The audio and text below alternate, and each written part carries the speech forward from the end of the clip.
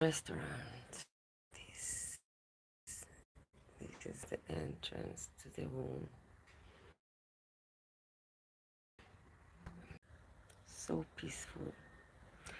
And now I will continue on reading for you 1984, chapter 5. So let's do it.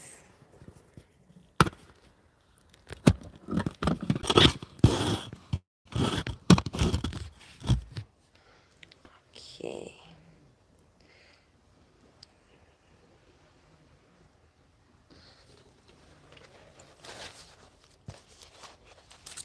George Orwell.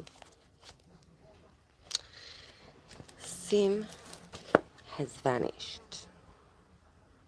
A morning came, and he was missing from work. A few thoughtless people commented on his absence. On the next day, nobody mentioned him. On the third day, Winston went into the vestibule of the records department to look at the noteboard. One of the notices carried a printed list of members of the chess committee, of whom Sim had been one. It looked almost exactly as it had looked before. Nothing had been crossed out, but it was one name shorter. It was enough. It was enough. Sim had ceased to exist. He had never existed. The weather was baking hot. In the labyrinthine ministry, the windowless, air-conditioned rooms kept their normal temperature, but outside the pavements, scored one's feet, and the stench of the tubes at the rush hours was a horror. The preparations for Hate Week were in full swing, and the staffs of all the ministries were working overtime. Processions, meetings, military parades, lectures, works, displays, film shows, telescreen programs, all had to be organized. Stands had to be erected, effig- effigies built, slogans coined, songs written, rumors circulated, photographs faked. Julia's unit in the rumor, Julia's unit in the fiction department had been taken off the production of novels and was rushing out a series of atrocity pamphlets. Winston, in addition to his regular work, spent long periods every day in going through back files of the Times and altering and embellishing news items which were to be quoted in speeches. Late at night, when crowds of rowdy proles roamed the streets, the town had a curiously febrile air. The rocket bombs crashed oftener than ever, and sometimes in the far distance then there were enormous explosions which no one could explain, and about which there were wild rumors. The few tune, which was to be the theme song of Hate Week, the Hate Song it was called, had already been composed and was being endlessly plugged on the telescreens. It had a savage barking rhythm which could not exactly be called music, but resembled the beating of a drum, roared out by hundreds of voices to the tramp of marching feet. It was terrifying. The proles had taken a fancy to it, and in the midnight streets it it competed with the still popular It Was Only a Hopeless Fancy. The Parsons children played it at all hours of the night and day, unbearably, on a comb and a piece of toilet paper. Winston's evenings were fuller than ever. Um, Squads of volunteers organized by Parsons were preparing the street for Hate Week, stitching banners, painting posters, erecting flagstaffs on the roofs, and perilously slinging wires across the street for the reception of streamers. Parsons boasted that Victory Mansions alone would display 400 meters of bunting. He was in his native element and as happy as a lark. The heat and the manual work had even given him a pretext for reverting to shorts and an open shirt in the evenings.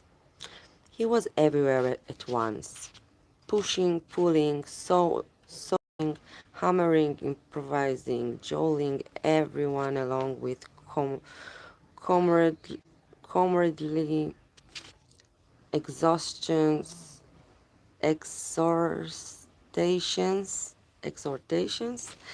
and giving out from every fold of his body what seemed an inexhaustible supply of arched-smelling sweats. A new poster had suddenly appeared all over London. It had no caption and represented simply the monstrous figure of a Eurasian soldier, 3 or 4 meters high, striding forward expressionless, of course, Mongolian face and enormous boots, a submachine gun pointed from his hip. From whatever angle you looked at the poster, the muzzle of the gun, magnified by the foreshortening, seemed to be pointed straight at you. The thing had been plastered on every blank space on every wall, even outnumbering the portraits of Big Brother. The proles, normally apathetic about the war, were being lashed into one of their periodical frenzies of patriotism. As though they harmonized with a general mood, the rocket bombs had been killing larger number of people than usual. One fell on a crowded film theater in Stepney, burying several hundred victims among the ruins. The whole population of the neighborhood turned out for a long, trailing funeral, which went on for hours and was in effect an indignation meeting. Another bomb fell on a piece of waste ground which was used as a playground, and several dozen children were blown to pieces. There were further angry demonstrations. Goldstein was burned in effigy. Hundreds of copies of the poster of the Eurasian soldier were torn down and added to the flames, and a number of shops were looted in the turmoil. Then a rumor flew round the spies were directing the rocket bombs by means of wireless waves, and an old couple who were suspected of being of foreign extraction had their house set on fire and perished of suffocation.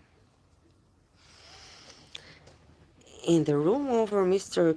Charrington's shop, when they could get there, Julia and Winston lay side by side on a stripped bed under the open window, naked for the sake of coolness. The rat had never come back, but the bugs had multiplied hideously in the heat. Hideously. It did not seem to matter.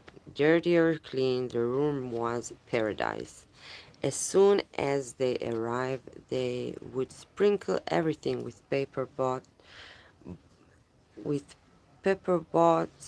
on the black market, tear off their clothes and make love with sweating bodies, then fall asleep and wake to find that the bugs had relied and were messing for the counterattack. 4, 5, 6, 7 times they met during the month of June.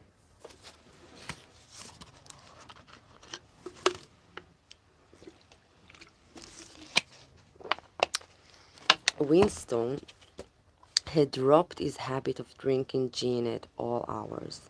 He seemed to have a lot of the need for it.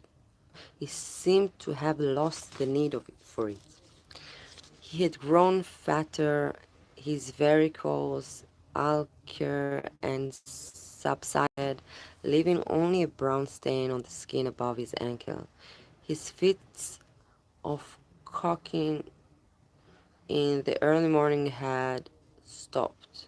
The process, coughing, yeah, and the early morning had stopped. The process of life had ceased to be intolerable.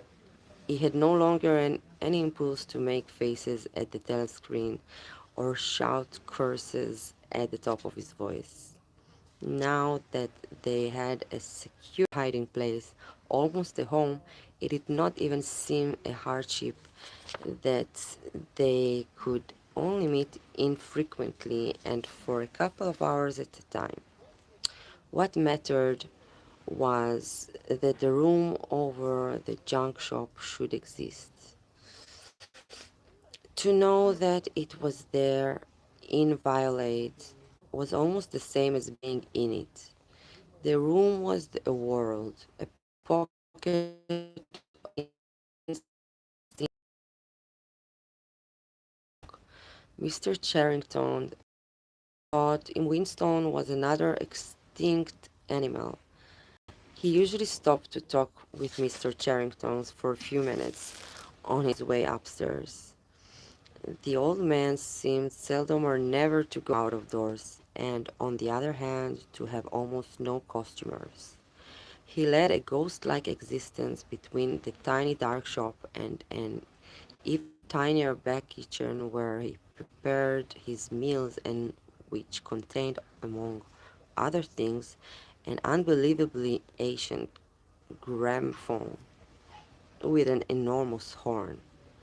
He seemed glad of the opportunity to talk, wandering about among his worthless stock with his long nose and thick spectacles, ouch, and his bowed shoulders in the velvet jacket. He had always vaguely the air of being a collector rather than a tradesman.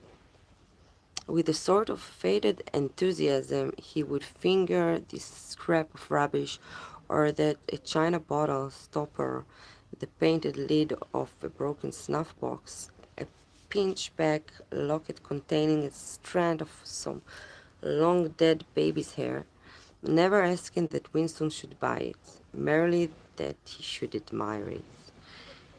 To talk to him was like listening to the thinking of a worn-out musical box.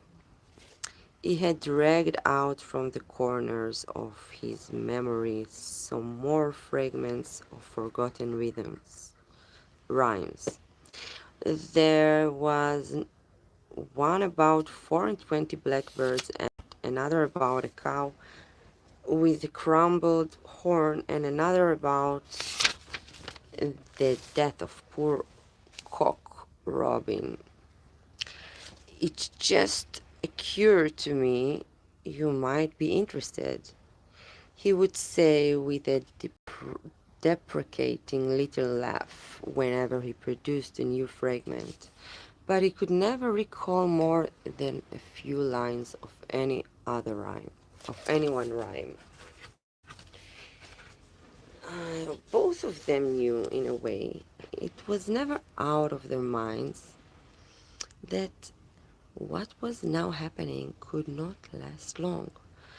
There were times when the fact of impending death seemed as palpable and as the bed that they lay on, and they would cling together with a sort of despairing sensuality, like a damned soul grasping on at his last morsel of pleasure when the clock is within 5 minutes of striking.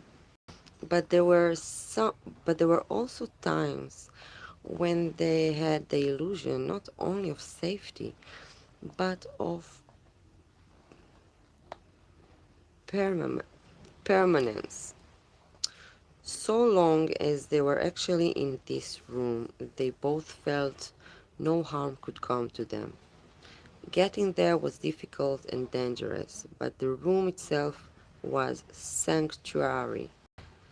It was as when Winston had gazed into the heart of the paperweight, with the feeling that it would be possible to get inside that glassy world, and that once inside it time time could be arrested. Often they gave themselves up to daydreams of escape. Their luck would hold indefinitely, and they could carry on their intrigue just like this for the remainder of their natural lives. Or Catherine would die, and by subtle manov- maneuverings, Winston and Julia would succeed in getting married.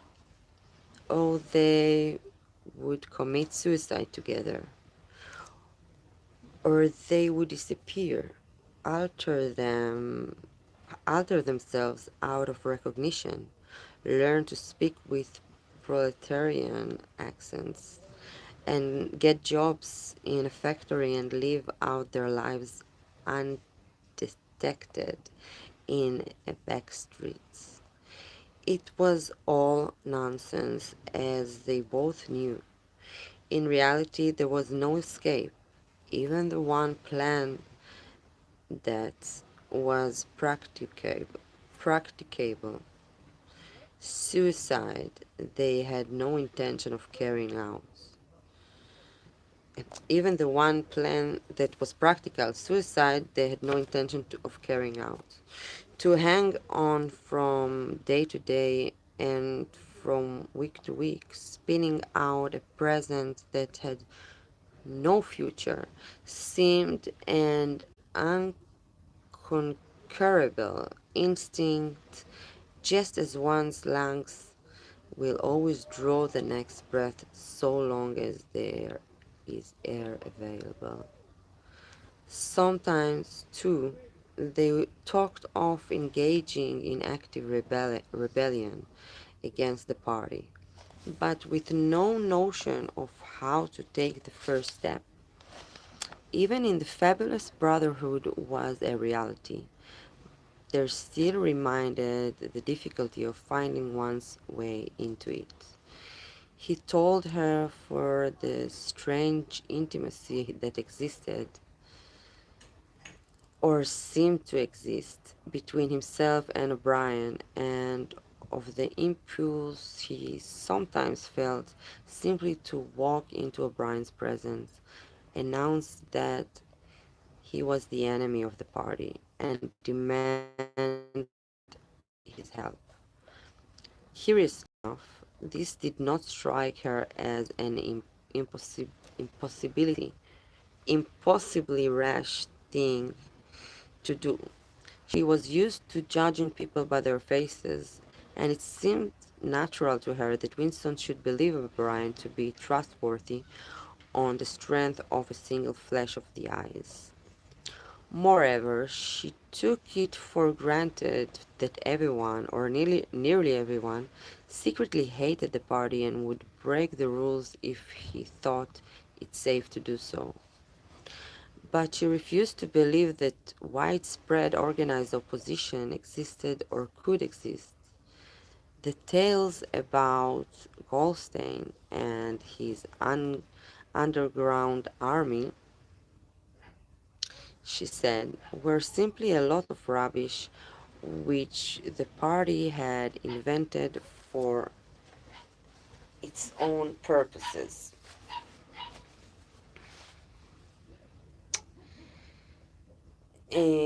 which you had to be pretend to believe it. Times beyond number at party rallies and spontaneous demonstrations, she had shouted at the top of her voice for the execution, no, exec, execution of people whose names she had never heard, and in worse supposed crimes she had not the faintest belief. When public trials were happening, she had taken her place in the de- detachments from the youth league who surrounded the courts from morning to night, chanting at intervals, "Death to terrorists! Death to the terrorists!" During the 2 minutes hate, she always excelled all others in shouting insults at Goldstein. Yet she had only the dimmest idea of who Goldstein was and and what doctrines he was supposed to represent. She had grown up since the revolution and was too young to remember the ideological battles of the 50s and 60s. Such a thing as an independent political movement was outside her imagination, and in any case, the party was invincible. It would always exist, and it would always be the same. You could only rebel against it by secret disobe- disobedience, or at most by isolated acts of violence, such as killing somebody or blowing something up. In some ways, she was far more acute than Winston and far less susceptible to party propaganda. Once, when he happened in some connection to mention the war against Eurasia, she started she startled him by saying casually that, in her opinion, the war was not happening. The rocket bombs which fell daily on London were probably fired by the government of Oceania itself, just to keep people frightened. Page 164. This was an idea that had literally never occurred to him. She also stirred a sort of envy in him by telling him that during the 2 minutes hate, her great difficulty was to avoid bursting out laughing. But she only questioned the teaching of the party when they, in some way, touched upon her own life. Often she was ready to accept the official mythology simply because the sorry about that. Um, mm, where were I? Maybe you can tell me when it stopped. Or I will read like few sentences before. Mm, okay, so I will go back. Um, so it frightened him a little. The invention of airplanes dates from long before birth, but the switch over in the war had happened only 4 years ago, well after she was grown up. He argued with her about it for perhaps a quarter of an hour. In the end, he succeeded in forcing her memory back until she did dimly recall that at one time Stasia and not Eurasia had been the enemy. But the issue still struck her as unimportant. Who cares, she said impatiently. It's always one bloody war after another, and one knows the news is all lies anyway. Sometimes he talked to her of the record department and the impudent forgeries that he committed there. Such things did not appear to horrify her. She did not feel the abyss opening beneath her feet as the thought and lies becoming truths. He told her and that the story of Jones, Aronson, and Rothford, and the momentous slip of paper which he had once held between his fingers. It did not make much impression on her. At first, indeed, she failed to grasp the point of the story. Were they friends of yours? She said. No, I never knew them. They were inner party members. Besides, they were far older men than I was. They belonged to the old days, before the revolution. I barely knew them by sight. Then what was there to worry about? People are being killed off all the time, aren't they? He tried to make her understand. This was an it wasn't just a question of somebody being killed. He realized that the past, starting from yesterday, has been actually abolished. If it survives anywhere, it is it it's in a few solid objects with no words attached to them, like that lump of glass there. Already we know almost literally nothing about the revolution and the years before the revolution. Every record has. Okay, so I went to fix it. I hope it will last because we are a bit far from the phone. It gave me hotspot. Let's see, because it's very convenient. Right here.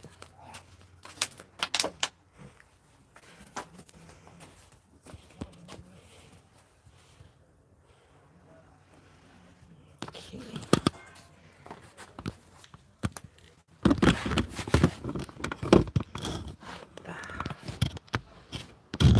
Great. Good. Okay. So I will continue. Okay.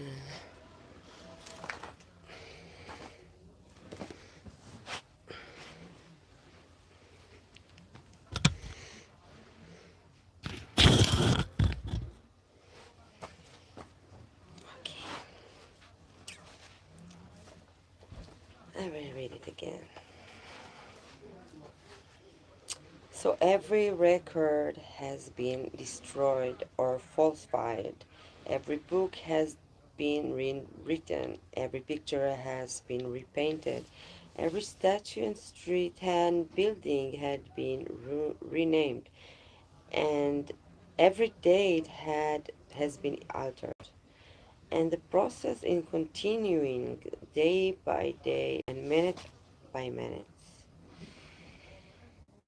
History has stopped.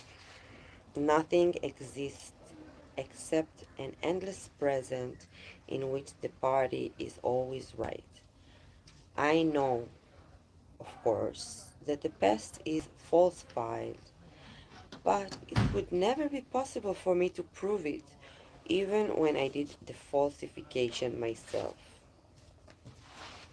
After the thing is done, no evidence ever remains. The only evidence is inside my own mind, and I don't know with any certainty that any other human being shares my memories. Just in that one instance, in my whole life, I did possess actual concrete evidence after the event, years after it. And what good was that? It was no good because I threw it away a few minutes later.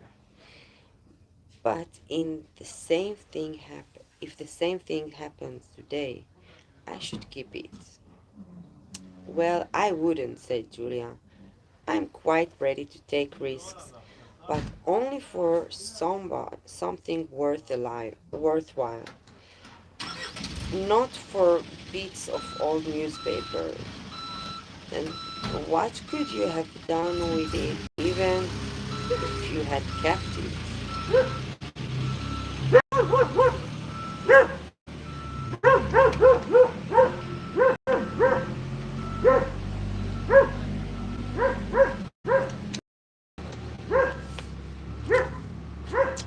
What could you have done with it, even if you had kept it? Not much, perhaps, but it was evidence. It might have planted a few doubts here and there. Supposing that I'd dare to show it to anybody. I don't imagine that we can alter anything in our own lifetime, but one can imagine little knots of resistance springing up here and there, small groups of people banding themselves together and gradually growing, and even leaving a few records behind, so that next generations can carry on we leave off. I'm not interested in the next generation, dear. I'm interested in us.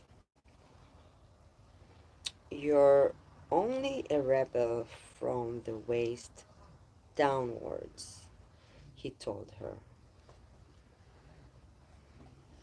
She thought this brilliantly witty and flung her arms round him in delight. In the ramifications of party doctrine, she had not the faintest interest. Whenever he began to talk of the principles of Ingsoc, doublethink, the mutability of the past, and the denial of objective reality, and to use newspeak words, she became bored and confused and said that she never paid any attention to that kind of thing. One knew that it was all rubbish, so why let oneself be worried by it? One knew when to cheer and when to boo, and that was all one needed. If he persisted in talking of such subjects, she had a disconcerting habit of falling asleep. She was one of those people who can go to sleep at any hour and in any position. Talking to her, easy it was to present an appearance of orthodoxy while having no grasp. They could be made to accept the most flagrant violations of reality because they never fully grasped the enormity of what was demanded of them and were not sufficiently interested in public events to notice what was happening. By lack of understanding, they remained sane. They simply swallowed everything, and what they swallowed did them no harm because it left no residue behind. Just a grain of corn will pass undigested through the body of a bird. The end of chapter 5. And I think I will do workout and break. So come and walk out with me. And before you will subscribe with the bell, or after, first subscribe, and also the Facebook, Ravit Levi Meditation Dance, also the Instagram and TikTok, Ravit. And it was a pleasure reading it for you. This is Hussam. Bambolea. Later we will also sing. So don't forget, subscribe with the bell. You don't want to miss this run, right? Yesterday I sang like a couple of hours. And also the day before. Yeah, it was fun. It's fun here. So see you later. Bye for now. See you in a few minutes, really. Like 5 minutes.